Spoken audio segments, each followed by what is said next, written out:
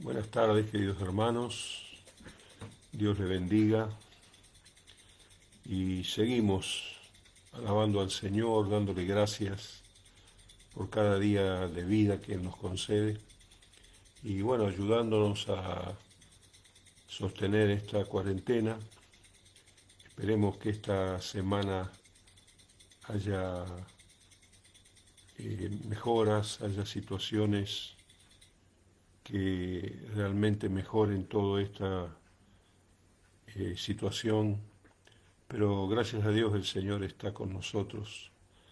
Gracias a Dios Él está siempre acompañándonos, ayudándonos, y les bendigo en el nombre del Señor, porque juntos podemos comprobar la buena voluntad de Dios, agradable y perfecta. Por eso en esta noche vamos a seguir compartiendo esa paz del Señor, como dice ese coro: Él es mi paz, se ha llevado todos mis temores. Él es nuestra paz, Él es nuestra fortaleza. Gracias damos a Dios por un día más de vida, por un día más de bendición. Y estamos viendo en el libro de Colosenses, el capítulo 1, desde el versículo 15, dice la palabra de Dios: Él es la imagen del Dios invisible, el primogénito de toda creación, porque en Él fueron creadas todas las cosas que hay en los cielos y en la tierra, visibles e invisibles, sean tronos, sean dominios, sean principados, sean potestades. Todo fue creado por medio de Él y para Él, y Él es antes de todas las cosas, y todas las cosas en Él subsisten. Qué tremendas palabras del apóstol Pablo a los colosenses, tremendas palabras, porque los primeros versículos del capítulo 1 nos muestra la relación de Dios con las personas. En esto nos muestra la presencia de Dios en su creación. Por eso dice: Él es la imagen del Dios invisible y primogénito de toda creación. Se usa muchas veces la palabra Él, el pronombre Él, y nos dice que Él es el centro de todas las cosas. Él es el único que vino de Dios, el único que nos lleva a Dios, y por eso en la vida cristiana es lindo cada parte de nuestra vida cristiana: la oración, el ayuno, la adoración, la alabanza al Creador, Rey de Reyes y Señor de Señores. Pero también es importante afirmarnos en la palabra de Dios, porque nos traspasa y nos transforma de convencidos a convertidos. Si una cosa es estar convencido de que Dios es el Señor, de que es el Creador, de que Él es lo más grande que hay, y otra cosa es estar convertido.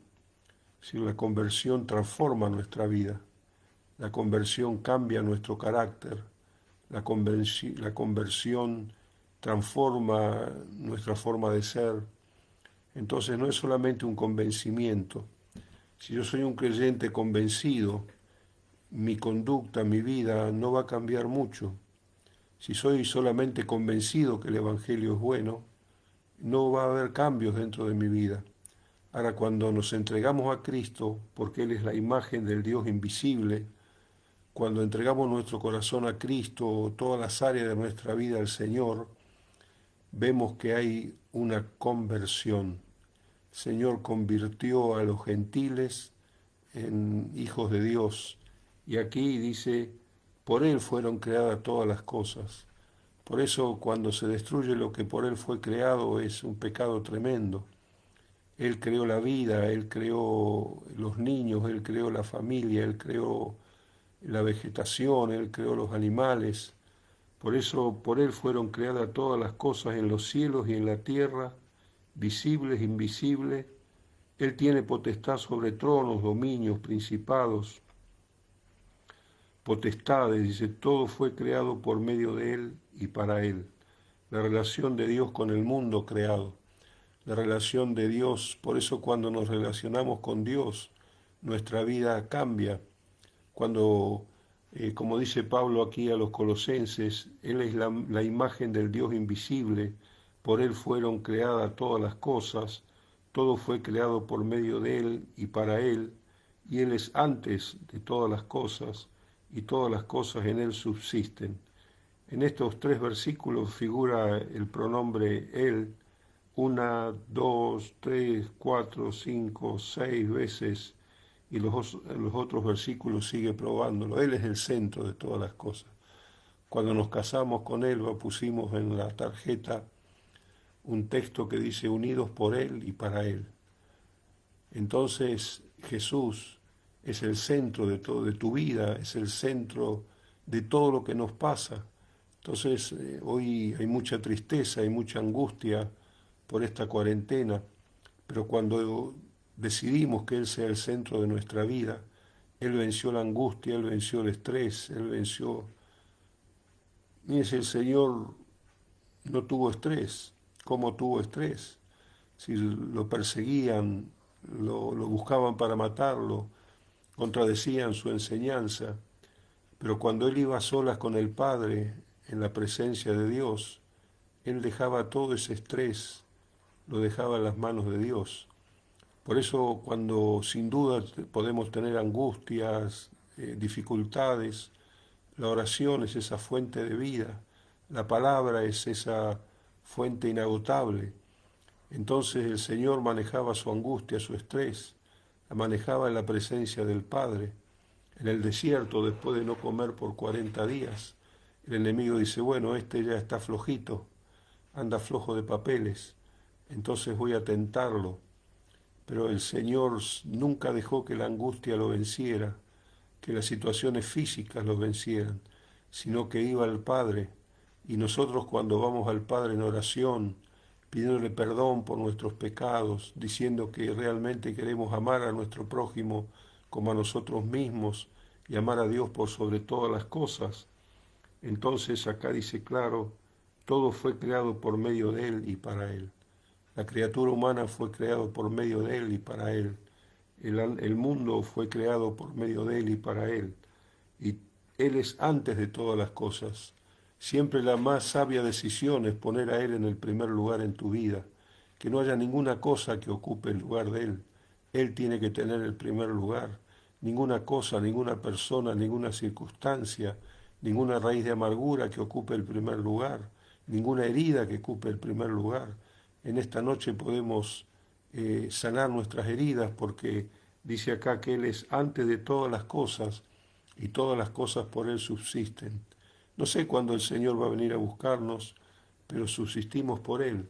Cada mañana que nos levantamos, decir, Señor, gracias por este descanso. Cada noche cuando nos acostamos, Señor, en paz me acostaré y asimismo dormiré, porque solo tú me haces vivir confiado.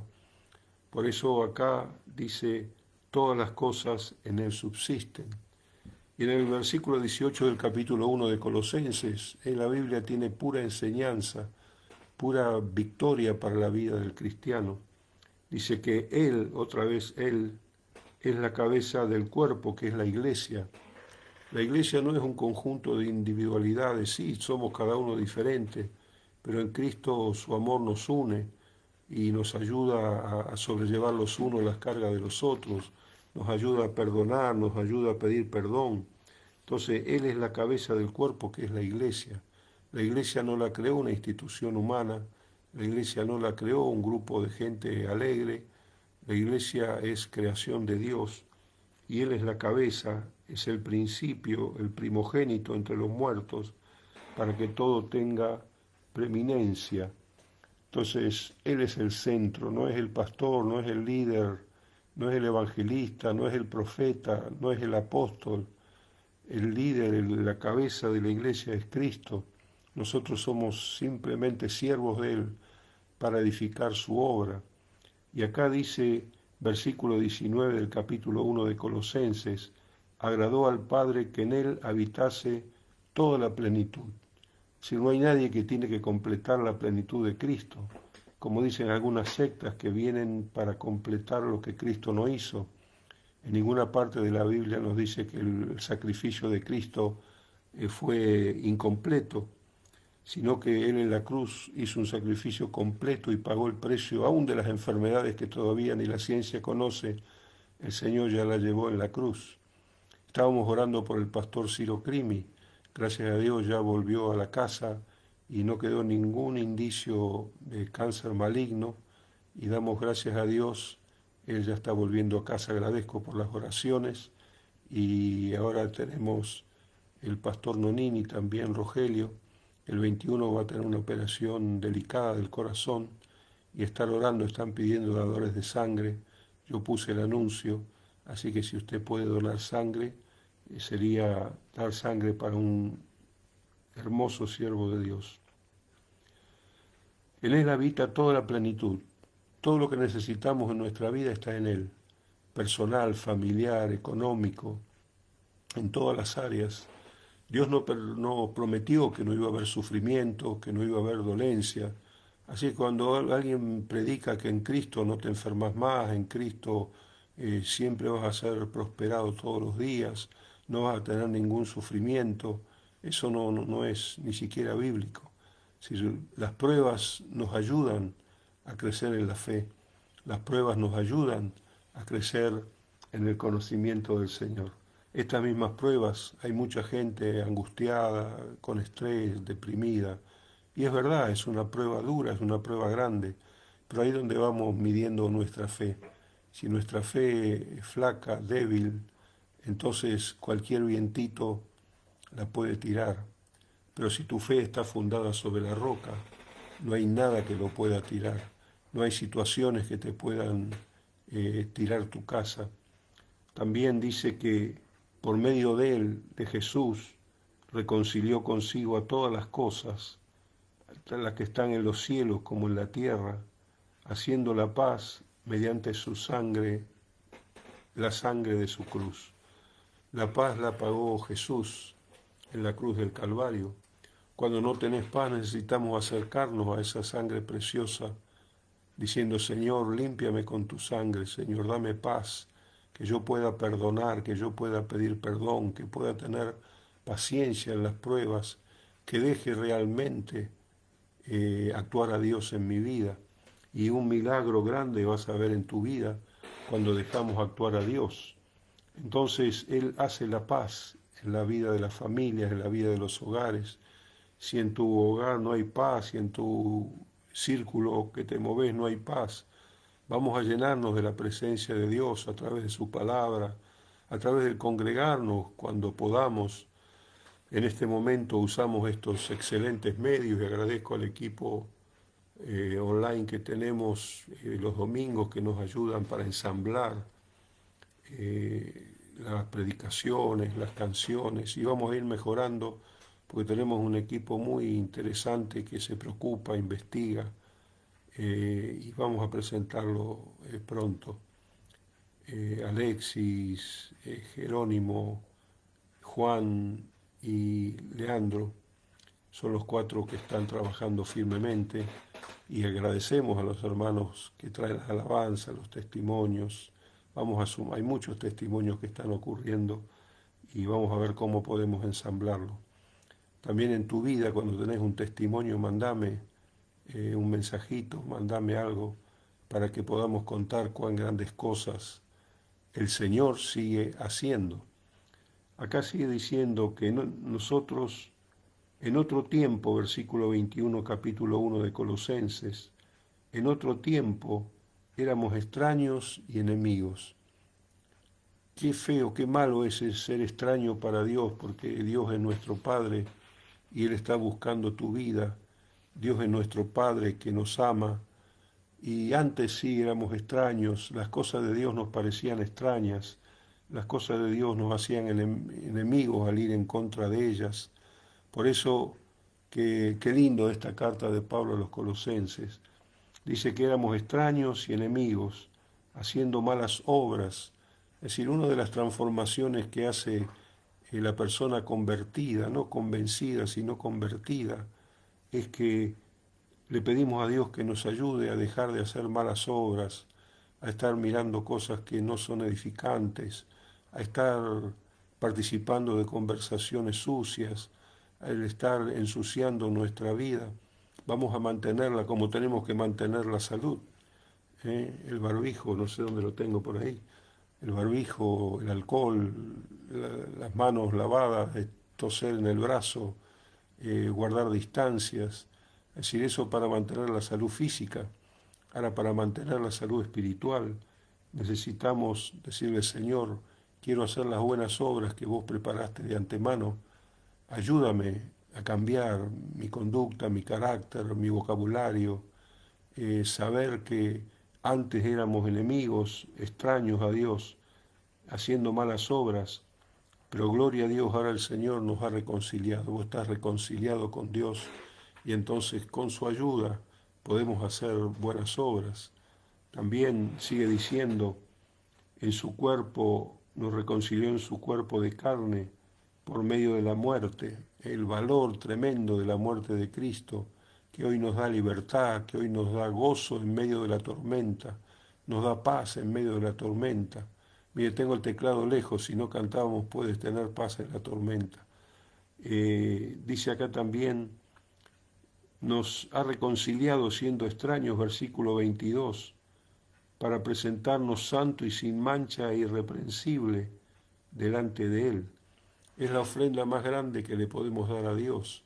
Sí, debemos ser obedientes a nuestros diezmos, nuestras ofrendas, porque son para la obra de Dios, pero también nuestro corazón tiene que estar entregado al Señor y decirle, Señor, hazme una persona santa. No quiere decir que no tengamos errores, sino quiere decir que deseamos lo mejor de Dios para nuestras vidas. También sin mancha, límpiame de toda mancha, Señor, que no me manche, que no me siga manchando, que el pecado no reine en mi vida, sino que reine tu presencia.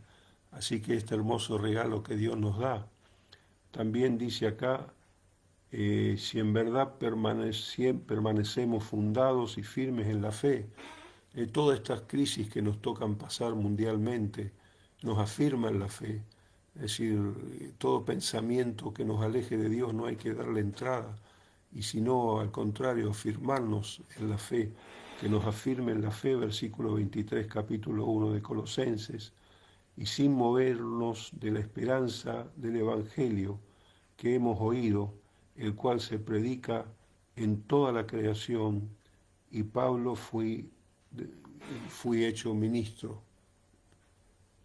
En toda la creación se predica la palabra de Dios. Hoy hay mucha resistencia a la palabra de Dios porque el ser humano quiere andar como le parece, como la canción que dice, yo vivo a mi manera. Otra dice, resistiré. Sin la ayuda de Dios no podemos resistir los embates del enemigo. Sin la ayuda de Dios no podemos resistir las pruebas tremendas. Sin la ayuda de Dios va a crear eso, resentimiento, rebeldía. Sin la ayuda de Dios, la persona piensa que Dios lo abandonó. Y Dios dice, no te dejaré ni te desampararé. Claro, cuando éramos enemigos del Señor, extraños, pensábamos que la culpa la tenía Dios. Pensábamos que Dios bendecía a unos y a otros no. Pero ese amor de Dios también es para vos, también es para mí. Dios te ama. Y dice acá la palabra, no movernos de la esperanza del Evangelio que habéis oído. Es importante, Pablo dice a Timoteo, persiste en lo que has aprendido y te persuadiste de quién lo has aprendido. Es importante persuadirnos de quién estamos recibiendo enseñanza. Si esa enseñanza está basada en especulaciones personales, en deseos de figurar, de creernos importantes, de creernos Mesías. El Mesías es uno solo y se llama Jesús. Nosotros somos simplemente siervos de Él, que por su misericordia alcanzamos la salvación. Y dice acá, fui hecho ministro, yo Pablo. Era un ministerio encomendado. Acá no hay un ministerio que haces 12 clases de los sábados y te recibís de apóstol. ¿No es cierto? Acá vemos después más adelante que la formación de un creyente no es improvisada. La formación de un creyente no se hace de la noche a la mañana. Uno tiene que ir preparándose y caminando con el Señor. Por eso dice, ahora me gozo en lo que padezco, me gozo en lo que padezco. Algo raro, ¿no? Se goza en la tribulación, me gozo en lo que padezco.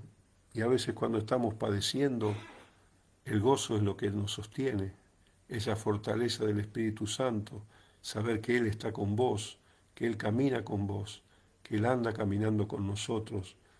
Y dice aquí, me gozo en lo que padezco y cumplo en mi carne la falta de las aflicciones de Cristo Jesús por su cuerpo, que es la iglesia. Acá en ningún momento está diciendo que la obra del Señor fue incompleta.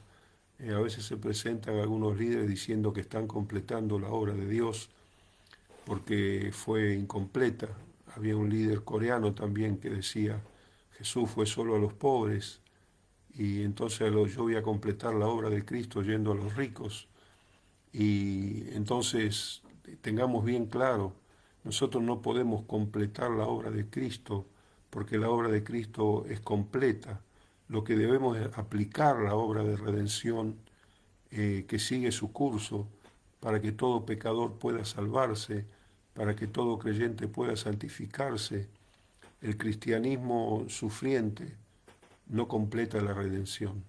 La redención, la obra de Cristo ya es completa. Que nadie venga a contarte que está completando la obra que Cristo no terminó, porque estaríamos negando la salvación que es completa y está en Cristo nuestro Señor.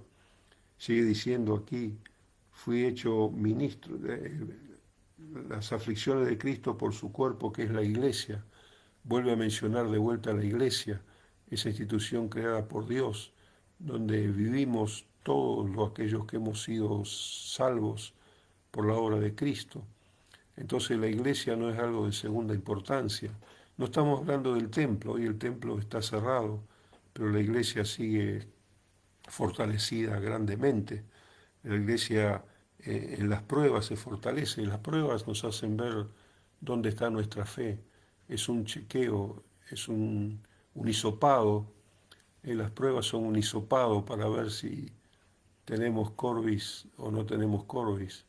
Es decir, si nuestra fe es suficientemente poderosa para resistir situaciones de enfermedades.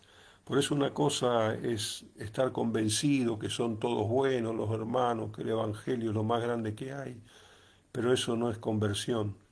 Conversión es cuando desde el interior yo digo, Señor, cámbiame, yo quiero agradarte, yo quiero bendecir a mi iglesia, bendecir a mis hermanos, acompañar al pastor, a los líderes, para que el nombre del Señor sea glorificado. Sí, completar la obra en el sentido de la aplicación de la redención, de personas que van a recibir a Jesús, van a recibir sanidades, van a recibir los cristianos, vamos a recibir santificación. Esa es continuar con la aplicación de la redención. Dice aquí también que fui hecho ministro según la administración de Dios que me fue dada para que anunciase cumplidamente la palabra. Es decir, él había tenido un ministerio encomendado. Él no se autotituló apóstol, no pensó que era importante una jerarquía, sino lo importante es un corazón dispuesto a servir al Señor. Respetamos la jerarquía, amamos a los que nos presiden en el Señor, porque eso es fruto del Espíritu Santo. Ahora, cuando no le amamos, cuando despreciamos, no solo a los que nos presiden, sino a nuestros propios hermanos, es decir, todavía la obra del Señor tiene que seguir completándose en nuestras vidas. Acuérdese, la obra de Él fue completa y total. En nosotros tiene que ir aplicándose la redención de Cristo. También dice acá que este misterio había estado oculto, versículo 26, había estado oculto. Quería compartir también que Pablo no decía que él estaba completando la obra de Cristo, sino que ya estaba Cristo completando su obra en él, porque dice, ya no vivo yo, sino que vive Cristo en mí.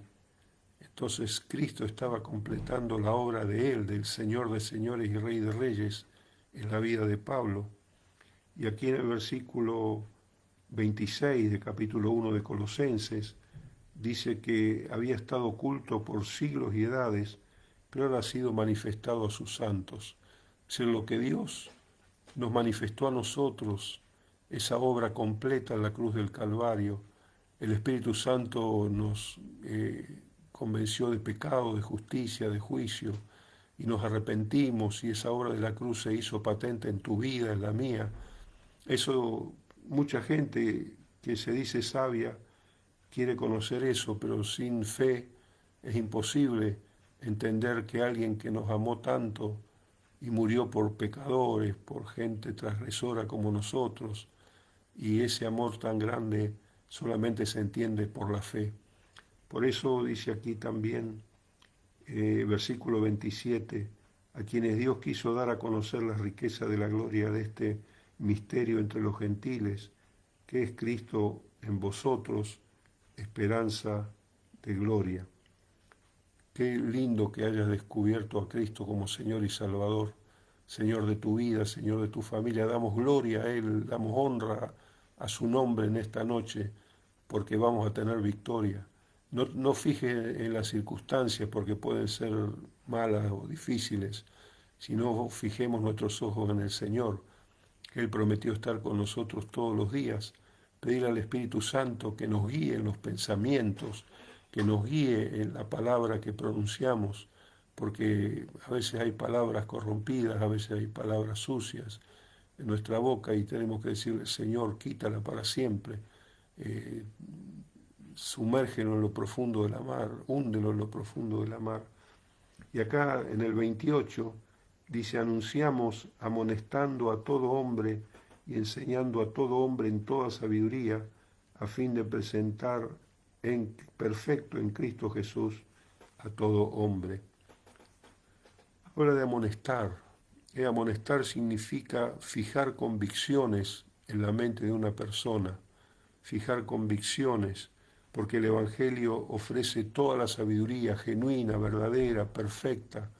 Y entonces a veces necesitamos ser amonestados con amor, con sabiduría, con paciencia. Necesitamos ser amonestados porque queremos caminar juntos hacia la misma dirección que el Señor fue a preparar. Y también habla de que enseñando, educando, enseñando, primero a veces hay que amonestar. Cuando la enseñanza no entra hay que amonestar y decir, mire hermano, eso no va así, se va a tragar un paredón de cemento.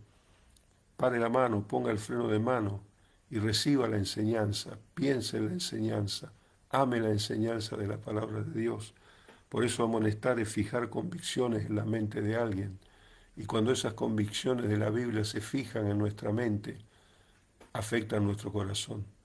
Cuando no se fijan en nuestra mente, nuestro corazón sigue en bancarrota, nuestro corazón sigue en el fracaso que el enemigo quiere poner porque él vino para hurtar, matar y destruir. No viva fracasado, no viva fracasado. Dele gloria a Dios porque Él nos dio a conocer estos misterios. Y dice en toda sabiduría, porque la sabiduría de Dios es completa, es toda la sabiduría. No hay ningún pensador en el mundo que pueda ni siquiera igualar ni de lejos la sabiduría de Dios, que es genuina, verdadera y perfecta. Por eso dice aquí, a fin de presentar perfecto en Cristo Jesús a todo ser humano. El perfecto no quiere decir sin errores, perfecto quiere decir maduro. Por eso la palabra de Dios nos madura.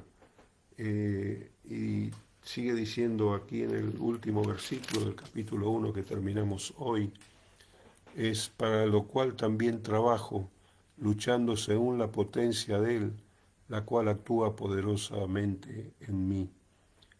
Esta preparación no es improvisada, como decíamos, no se improvisa en un momento, exige un progreso continuo.